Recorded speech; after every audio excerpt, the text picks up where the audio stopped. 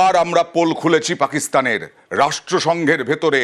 সিন্ধু জল চুক্তি স্থগিত কেন করেছি আমরা? বারবার বলা হয়েছে জঙ্গিদেরকে প্রশ্রয় না দিতে পাকিস্তানকে, কিন্তু তারপরেও জঙ্গিদের আশ্রয় দিয়েছে। আর অপারেশন সিন্ধু আমরা কেন করেছি, জলবন্ধনী আমরা কেন আক্রমণ করছি পাকিস্তানকে বারবার? সেই পাক কুকীর্তি সওয়াল ভারতের। জঙ্গি হানায় সরব রাষ্ট্রসংঘে ভারতের প্রতিনিধি কি বললেন দেখুন।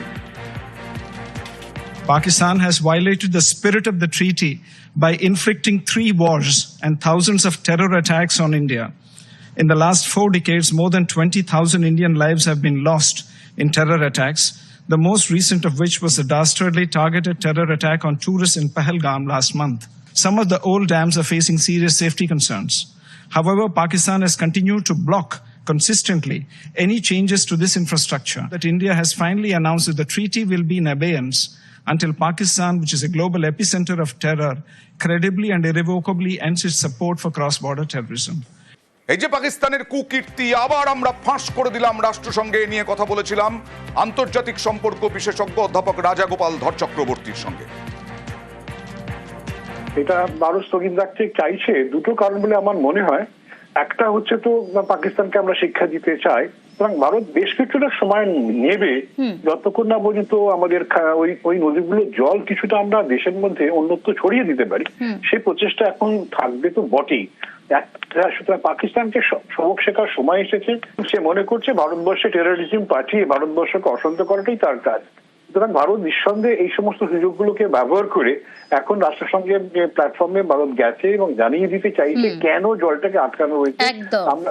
আমরা পাকিস্তানের সাধারণ মানুষকে ক্ষতি করতে চাই না, কিন্তু সামরিক বাহিনী আতঙ্কবাদীদের একটা শিক্ষা দিতে চাই। এইটুকুনি আমাদের প্রচেষ্টা মাত্র। আমরা কেন অপারেশন সিঁদুর চালাচ্ছি, কেন আমরা বিভিন্নভাবে পাকিস্তানকে সবক শেখাচ্ছি তার ব্যাখ্যা দিতে বিভিন্ন দেশে ঘুরছে আমাদের সংসদীয় প্রতিনিধি দল বিভিন্নভাবে, যেখানে অভিষেক বন্দ্যোপাধ্যায় রয়েছেন, বিশেষ করে জাপানে।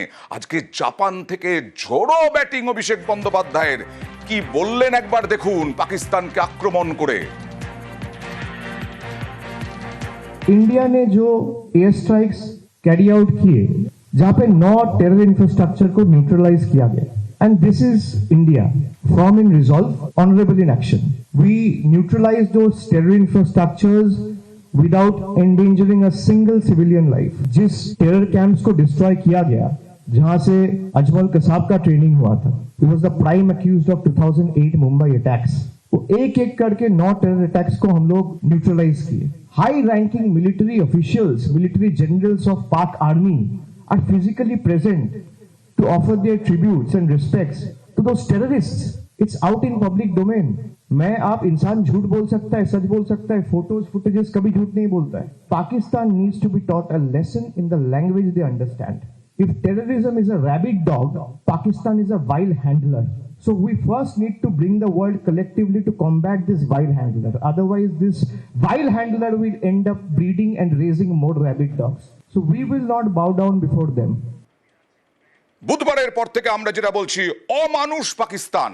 হ্যাঁ, এই বিমানেই কাশ্মীরিরা তো ছিলেন, সাধারণ মানুষ কাশ্মীরি সবাই ছিলেন। এই বিমান ভয়ঙ্কর এয়ার টার্বুলেন্সের মধ্যে পড়েছিল এবং কাশ্মীরিরা থাকা সত্ত্বেও পাকিস্তান আকাশসীমা ব্যবহার করতে দেয়নি। এইখানেই বলেছিলাম অমানুষ পাকিস্তান। আর এই ঘটনার তদন্ত শুরু হয়েছে। কিভাবে তদন্ত করা হবে, কি কি পদ্ধতি নেওয়া হবে, কি পদক্ষেপ করা হবে, কথা বলবো প্রতিনিধি আবিরের সঙ্গে। আবির, দেখো, এই ঘটনার তদন্তে প্রথম বিষয় হচ্ছে এই এয়ারক্রাফটকে ভালো করে পরীক্ষা করা, এবং সেই কাজ আজকে থেকে শুরু করা হয়েছে। ডিজিসিএ যেহেতু গোটা ঘটনা তদন্ত করবে, তাদের তদন্তকারী দলের সদস্যরা দেখবে। এই ঘটনার তদন্তে সব থেকে বেশি গুরুত্বপূর্ণ তথ্য যেখানে লুকিয়ে আছে, যেখান থেকে পাওয়া যাবে, সেটা হচ্ছে ককপিট ভয়েস রেকর্ডার, সিভিআর থেকে। তার কারণ হচ্ছে ওই বিমান দিল্লি বিমানবন্দর থেকে ওড়ার পর শ্রীনগরে যখন সে অবতরণ করে তার আগে যতগুলি এয়ার ট্রাফিক কন্ট্রোলের সঙ্গে কথা বলেছে, পাইলট, কো পাইলট যে ধরনের কথা বলেছেন, তার সমস্ত কিছুই হচ্ছে ককপিট ভয়েস রেকর্ডারে রেকর্ডেড রয়েছে। ফলে সেক্ষেত্রে দাঁড়িয়ে তিনি যে জেরার সামনে যেহেতু দুইজন পাইলটকে এই মুহূর্তে গ্রাউন্ডেড করা হয়েছে, তাদেরকে জিজ্ঞাসাবাদ করা হবে, এয়ার ট্রাফিক কন্ট্রোলে যারা সেই সময় ডিউটিতে ছিলেন তাদেরকে জিজ্ঞাসাবাদ করা হবে, ফলে সেই সংক্রান্ত তথ্য পাওয়াটা সেখান থেকে সুবিধা হবে। ফলে তদন্তের ক্ষেত্রে হচ্ছে এক সিভিআর সংগ্রহ আর দ্বিতীয়ত হচ্ছে এয়ারক্রাফট পরীক্ষা, দুটি অত্যন্ত গুরুত্বপূর্ণ। আমি সঙ্গে থাকো, এই পার্টটা হচ্ছে আরো বেশি গুরুত্বপূর্ণ। নিউজ 18 বাংলা এই মুহূর্তে যারা চোখ রেখেছেন তাদের বিমান যাত্রার অনেকের অভিজ্ঞতা আছে, এয়ার টার্বুলেন্সে পড়ারও অভিজ্ঞতা আছে, কিন্তু এই এয়ার টার্বুলেন্স কত বড় ভয়ঙ্কর ছিল, বিপজ্জনক ছিল যে অস্বাভাবিক গতিতে হাইট ড্রপ হচ্ছিল। প্রতি মিনিটে 8,500 ফুট গতিতে হাইট ড্রপ, ভাবা যায় আবির? তাই, এবং সাধারণত যেভাবে হাইট ড্রপ হয় সেখানে থেকে প্রায় 4 গুণ বেশি গতিতে হাইট ড্রপ হয়েছে, এবং তার কারণটাই হচ্ছে যে ধরনের প্রাকৃতিক দুর্যোগের মধ্যে বিমানটিকে পড়তে হয়েছিল। এবং যদিও এয়ার ট্রাফিক কন্ট্রোলের তরফ থেকে তাদেরকে বারবার ধরে সতর্ক করা হয়েছে, প্রয়োজনীয় ব্যবস্থা গ্রহণ করা হয়েছে, আসলে ঠিক কি ঘটনা, কি কারণ, সেইগুলোই হচ্ছে এই মুহূর্তে তদন্তের ক্ষেত্রে অত্যন্ত গুরুত্বপূর্ণ। এবং অত্যন্ত দক্ষতার সাথেই পাইলট বিমানটিকে অবতরণ করিয়েছেন। তবে এত বড় ঘটনাটার ক্ষেত্রে আগামী দিনে যাতে কোনো বিপদ না ঘটতে পারে সেই কারণে ডিজিসি এর তরফ থেকে এই তদন্ত প্রক্রিয়া চালানো হচ্ছে। আমরা কথা বলেছিলাম পাইলট অরিন্দম দত্তর সঙ্গে, তিনি বলছেন এই যে প্রতি মিনিটে 8,500 ফুট হাইট ড্রপ, এটাতে পাইলটের কোনো নিয়ন্ত্রণ থাকে না, তবু পাইলট চেষ্টা করেছিলেন যাতে বিমানের যাত্রীদের, বিমানকে রক্ষা করা যায়। কি বলছেন তিনি দেখুন। ইন জেনারেল ওয়েতে আমরা যখন ল্যান্ড করি তখন আমাদের 1,500 ফিট থেকে গ্রাউন্ড অব্দি আসতে আমরা 700 ফিট পার মিনিটে আমরা আসি, বা উপরেও যখন আসি 1,500-2,000 ফিট পার মিনিটে আমরা আস্তে আস্তে ল্যান্ড করি। কিন্তু 8,500 ইটস কল ড্রপ, এটা কখনো কিন্তু ডিসেন্ড হতে পারে না, ইটস অ্যাটেস্টেড ড্রপ। এই ড্রপটা কিন্তু uncontrolled drop. That means weather কতটা খারাপ, এখানে পাইলটের হাত থেকে কন্ট্রোলটা টোটালি চলে গেছে এবং 8,500 ফিট পার মিনিটে সেটা ড্রপ করেছে। এটা সত্যি খুব রিস্কি ফ্যাক্টর। এবং যখন একটা এয়ারক্রাফট ড্রপ হচ্ছে তখন তাকে যদি আমি কন্ট্রোল করতে চাই, অ্যাঙ্গেল অফ অ্যাটাক কিন্তু অনেক বেড়ে যায়, সেখানে এটা চওড়া হতে পারে, সেটা কখনোই কন্ট্রোল হতে পারে না, ইটস আনকন্ট্রোল ড্রপ। আর বাংলাদেশে যাব, বাংলাদেশে তো আবার নাকি আগুন জ্বলবে। খেতে দিতে পারছেন না ইউনূস, শুধু চাইছেন ভারত বিদ্বেষ, চেয়েছিলেন ট্রাম্পকে হারাতে। আর সেই ইউনূস এখন কি নাটক করছেন ইস্তফা নিয়ে? ইস্তফা দেওয়ার জল্পনা ঘিরে এখন জোর সরগরম। পদ্মাপাড়ে ফের ডামাডোল। আজকে সন্ধেতে উনি বৈঠকে বসবেন জামাত এবং বিএনপির সঙ্গে, যে জামাত তাকে ক্ষমতায় বসিয়েছেন। আর সেনাবাহিনী কি করবে? সরাসরি চলে যাব, আমার সঙ্গে সহকর্মী অতনু রয়েছে। অতনু, ন্যাকামি করছেন নাকি ইস্তফার নামে? ন্যাকামি একরকম বলা যেতে পারে। আন্তর্জাতিক সম্পর্ক বিশেষজ্ঞরা আরো একটা ভালো শব্দ বন্ধু ব্যবহার করছে, বলছেন ব্ল্যাকমেল করার চেষ্টা করছে। ভাবুন একবার, দেশের মানুষকে ব্ল্যাকমেল করার চেষ্টা করছেন। আসলে উপায় নেই তো, কারণ মোহাম্মদ ইউনূস তদারকি সরকারের প্রধান উপদেষ্টা। তদারকি সরকারের কাজ কি? যে রাজনৈতিক অর্থনৈতিক স্থিতাবস্থা দেশের মধ্যে এনে নির্বাচন কমিশনকে দিয়ে ভোট করিয়ে একজন নির্বাচিত সরকার নিয়ে আসা যত দ্রুত সম্ভব। কিন্তু এই একবার তাখতে বসার পর সেই লোক তো ছাড়া যায় না। সুতরাং মোহাম্মদ ইউনূস কখনোই চান না যে তার তাখত পাল্টে যাক, অন্য কেউ আসুক। সুতরাং তিনি নির্বাচন করার জন্য যা যা করার সেটা বাদ দিয়ে আর সব কাজ করে ফেলেছেন। আর সেই সব কাজ করতে গিয়ে একে একে প্রথমে সেনার রোষে পড়ছেন। হ্যাঁ, কারণ সেনা বলছে যে আমরা অপেক্ষা করব, নির্বাচিত সরকার আসবে, এবছরের শেষেই আসবে আশা করব, চাপ দিয়ে রেখেছে।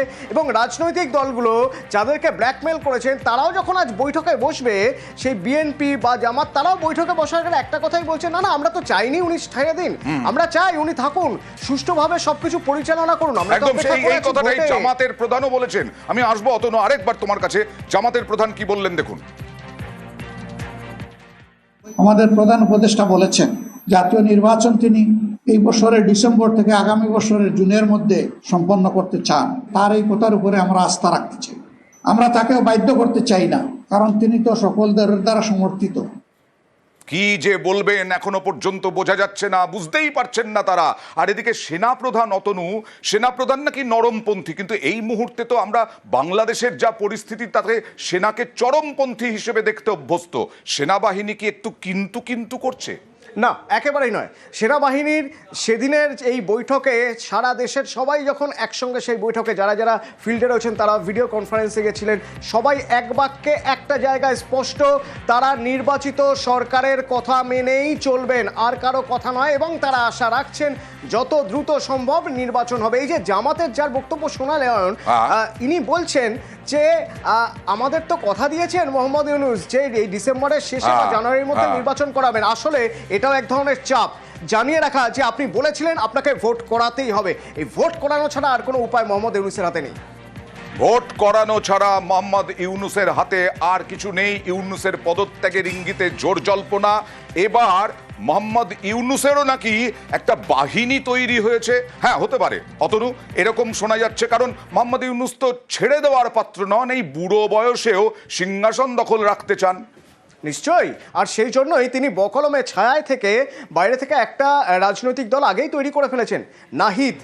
যে নাহিদ ছাত্র আন্দোলনের মুখ, সেই নাহিদদের কাঁধে চেপেই তো মোহাম্মদ ইউনূস এসেছেন। তো তাদেরকে আলাদা করে দিয়েছেন, উপদেষ্টা মণ্ডলী থেকে নাহিদকে সরিয়ে দিয়ে নাহিদকে দিয়ে একটা রাজনৈতিক দল তৈরি করেছেন এবং ভেবে রেখেছিলেন যে তারা যদি ক্ষমতায় আসে তাহলে সেই পিছনে মোহাম্মদ ইউনূস মাথা হয়ে, অভিভাবক হয়ে, পিতামহ ভীষ্মের মতো থেকে যাবেন। কিন্তু সেটা থাকাও সম্ভব নয়, তার কারণ এতদিনে বোঝা গিয়েছে বাংলাদেশের মানুষ নাহিদদের ছাত্র আন্দোলনের সঙ্গে সম্পূর্ণ সমর্থন থাকলেও তাদের রাজনৈতিক পরিপক্কতা নিয়ে যথেষ্ট সন্দেহ রয়েছে বাংলাদেশের মানুষ। অতনু, একটু আসবো, আমার সঙ্গে রয়েছেন আন্তর্জাতিক সম্পর্ক বিশেষজ্ঞ অধ্যাপক রাজাগোপাল ধর চক্রবর্তী। রাজাগোপাল দা, আজকে বিএনপি এবং জামাতের সঙ্গে বৈঠকে বসছেন মোহাম্মদ ইউনূস কুরসি বাঁচাতে, আর তারই আগে জামাতের প্রধান বললেন যে আমাদেরকে তো কথা দিয়েছেন মোহাম্মদ ইউনূস যে ডিসেম্বরের মধ্যে নির্বাচন হবে, ভোট হবে। এটাও কি একটা চাপ ইউনূসের ওপরে, মরার ওপর খাড়ার ঘা? হ্যাঁ, দেখুন, ইউনূস চেষ্টা করছে কি করে গদি সামলানো যায়, এবং আমার ধারণা জামাতের সঙ্গে উনি মিটিং করছেন একটাই হয়তো লক্ষ্য, সেটা হচ্ছে যে সেই মৌলবাদের রাস্তা ভরিয়ে দেওয়া। ইউনূসের তো একটা এক্সপার্টাইজ আছে, আমরা দেখলাম যে মৌলবাদীদের দিয়ে রাস্তা ঘেরাও করো, আর্মিকে ভয় দেখাও। এখন সেই আর্মি এখন আর সেই জায়গায় নেই, তাদেরকে ভয় দেখানোর জায়গায় নেই। তারা পরিষ্কার জানিয়ে দিয়েছে তারা ঐক্যবদ্ধ এবং তারা দেশের যে ৭১-এর বিপ্লব তাকে তারা স্মরণ করে, সংবিধানকে স্মরণ করে। সুতরাং এখন ইউনূস যদি এসব কিছু ভুলে যেতে চান তাহলে কিন্তু ওনাকে আর্মি যে একেবারে মানবে না, এটা পরিষ্কার। এবং আমার যেটা মনে হয় যে যেটা মিট করছেন বিএনপি, এদের প্রত্যেকের মধ্যে একটা মৌলবাদী ভাবনা চিন্তা জামাতের তো আছেই, বিএনপি জামাতের সঙ্গে একসঙ্গে ইলেকশন লড়েছে। তো যাই হোক, এদেরকে উনি ব্যবহার করছেন ইউনূস, দেখাইছেন যে আর্মির বিরুদ্ধে লড়াইয়ে এরা কতটা কাছে আসতে পারে, কিন্তু আর্মি কতটা পথে নামবে সেটাও একটা দেখা। বেশ, আর্মি প্রত্যাশাটা কি তাদের অ্যাম্বিশন সেটাও জানাটা হচ্ছে। ধন্যবাদ।